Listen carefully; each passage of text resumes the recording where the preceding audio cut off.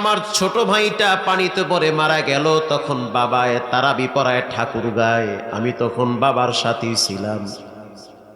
15ই রমজান হয়ে গেছে, তখন তো আর টেলিফোন ছিল না, তিনটি অফিসে গিয়ে মাঝে মাঝে দুই একবার কথা হইতো মায়ের সাথে।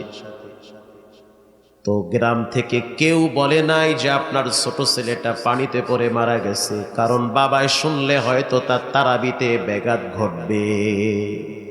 কেউ জানায় নাই। 15 দিন শেষ হয়ে গেছে, কদরের রাত্রে খতম হয়ে গেল। আমরা বাপ বেটা দুইজনে ঠাকুরগাঁ থেকে ট্রেনে চলে ঢাকায় রওনা হয়েছি। আমার পরে আরো 2টা বোন আছে, আরো একটা ভাই আছে। এরপরে সবার ছোট ভাইটার নাম হলো খালিদ সাইফুল্লাহ। আমার জন্য নতুন জামা বাবাই কিনে দিল, বাকি ভাই বোনের জন্য সবার পোশাক বাবাই কিনলো। আল্লাহ পাকের ফয়সালা, ছোটটার জন্য বাবাই দেখি কিনতেছে না। বাবা কেন কিনেন না? বলে কত না কত বড় হইছে, দরকার নাই, ঢাকায় গিয়ে কিনবি। ঢাকায় আসছি, আব্বা কিনবেন না? কয় সদরঘাট গিয়ে কিনবি। সবার জন্য কিনছে। আল্লাহ মানে ঘুরে ফুরে কিন্না লাভ কি, ও তো মইরাই গেছে গা। আমি সাথে ছিলাম বাবা। এরপরে লঞ্চে উঠলাম। লঞ্চে উঠার পরে হরেক রকম মাল, বাচ্চাদের খেলনা, বাচ্চাদের পোশাক বাবায় দেখতেছি সবার জন্য কিনতেছে, কিন্তু ছোট ভাইটার কথা বাবাকে ভুলাইয়া দিছে। বাবায় বলতেছে ওই মহিপুর কুয়াকাটা, সেখানে গিয়ে ওর জন্য মাপ দিয়ে জামা কিনবে। তখন আমাদের গ্রামে যাইতে প্রায় 6টা ফেরি পার হওয়া লাগতো। এখন তো সব ব্রিজ হয়ে গেছে। সর্বশেষ ফেরির নাম হলো মহিপুর ফেরি। এই ফেরিটা পার হওয়ার পরে আমাদের আত্মীয় স্বজনরা আমাদেরকে নেওয়ার জন্য ঘাটে আসছে। ঘাটে যখন আমিও আসলাম, বাবাও নামলো, আমিও সাথে আছি।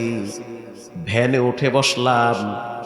এখন যিনি ভ্যান চালাইতেছে তিনি বলতে আছে, চাচা কোনো সংবাদ কি আপনি শুনছেন নাকি? বাবাই কয় না, কিছুই তো শুনি নাই।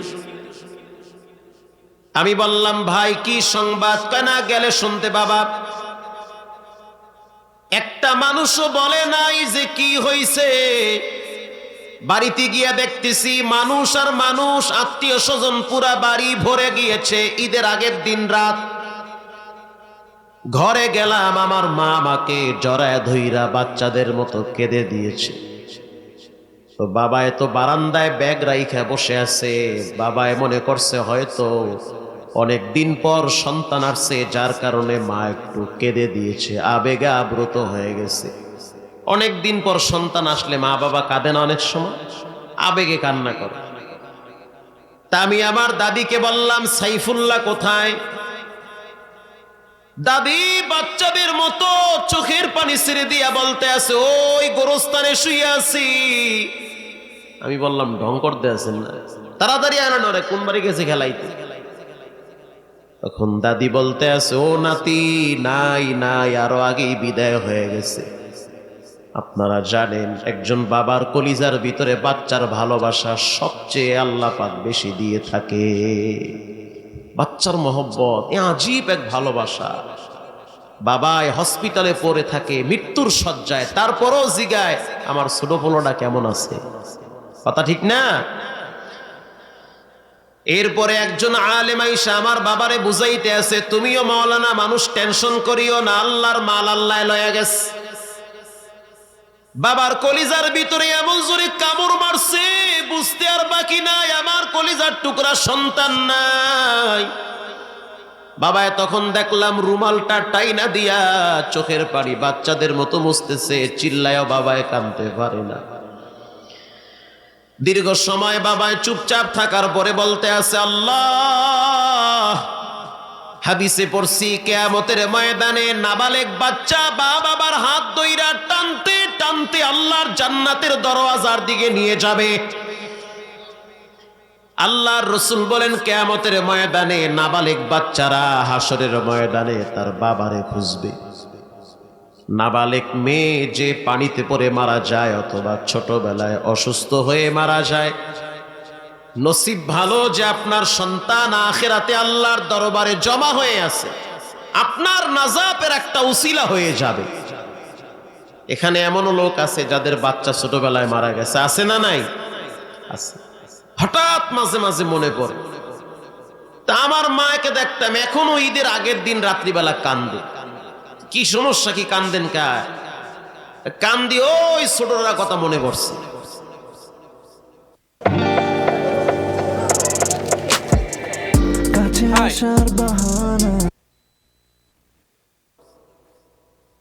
তখন একজন আলেম বাবারে ধৈর্যের বয়ান শুনায়।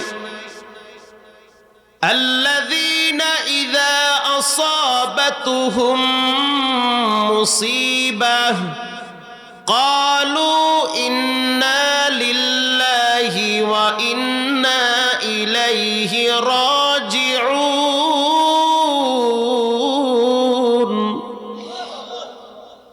যখন মানুষ মুসিবতে পড়ে, বিপদে পড়ে, তখন বলে, রব আমরা সবাই আপনার কাছে ফিরে যেতে হবে। আল্লাহু আকবার। আল্লাহর নবীর ছেলে ছিল না তাহের, তৈয়ব, কাসেম, ছিল কি ছিল না? ইব্রাহিম, সব তো হুজুরের সন্তান। আহারে, আল্লাহর নবীরও তো কলিজার ভিতরে ভালোবাসা ছিল। সন্তান মারা গেল, আল্লাহর হাবিব অস্থির হয়ে গেলেন। আল্লামা জালালউদ্দিন সুয়ুতি রাহমাতুল্লাহি আলাইহি লেখেন, আল্লাহর হাবিব যখন শুনলেন তার ছোট ছেলেটাও মারা গেছে, নবীজি তখন একটা দৌড় মারছে। আল্লাহর হাবিবের চাদর মোবারকটা পিছনে পিছনে ঝুলতেছে।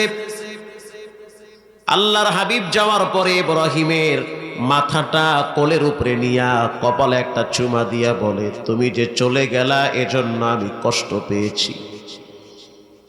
আল্লাহর নবীর সাহাবীরা বলতে আছে, হুজুর আপনিও দেখি কান্দেন।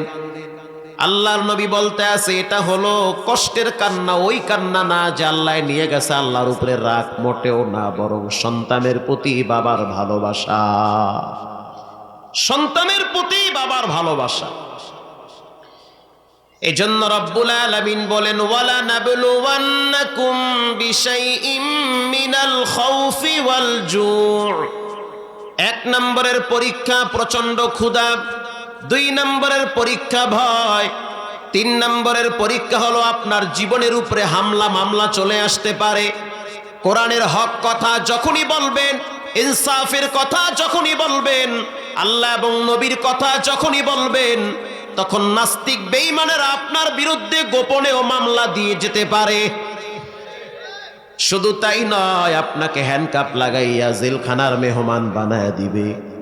তবে ঘাবড়ানো যাবে না, ভেঙ্গে পড়লে হবে না, কারণ নবীরাও এর চেয়ে বেশি কষ্ট করেছে।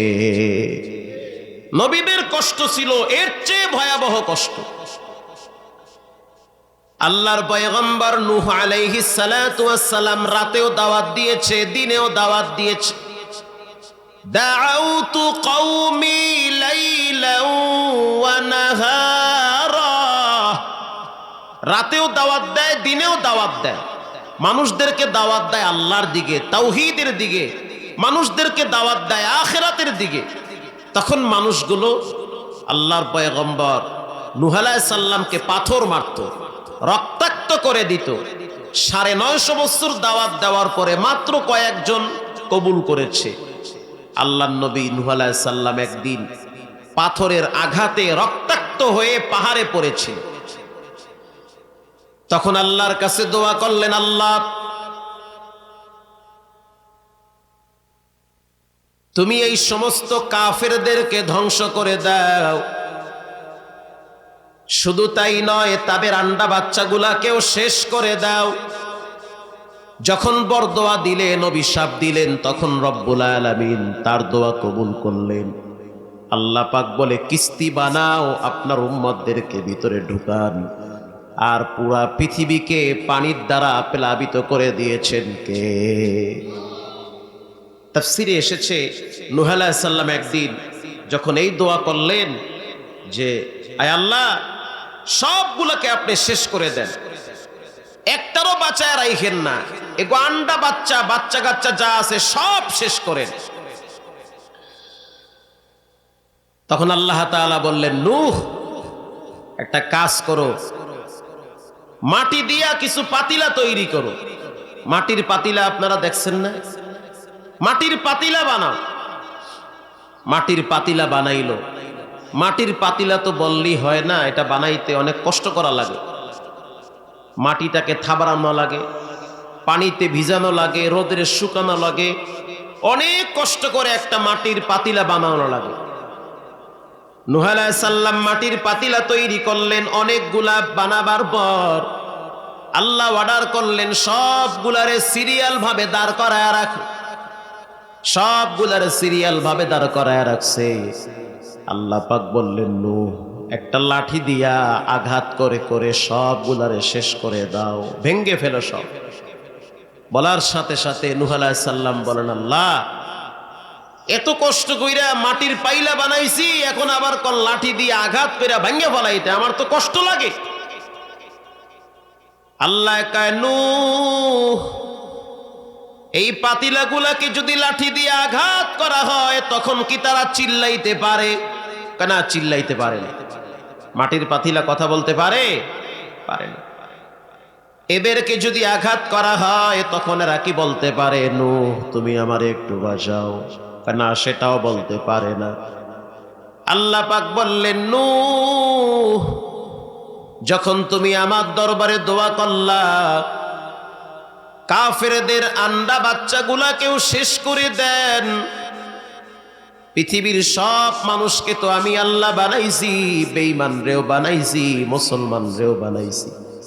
এগো যখন শাস্তি দেই তখন তো এরা চিল্লায়, এদের চিল্লানের আওয়াজে তো আমি রবের কষ্ট লাগে শাস্তি দিতে। আল্লাহ পাক বুঝাইয়া দিলেন, নূহ নিজের হাতে পাইলা বানায়া আঘাত করতে যেমন তোমার কষ্ট লাগে, আমি আমার বান্দা বানাইয়া এগো মারতেও তো আমার কষ্ট লাগে। আল্লাহু আকবার বলেন। পৃথিবীর ভিতরে সবচেয়ে শ্রেষ্ঠ ধৈর্যশীল ছিলেন নবীরা।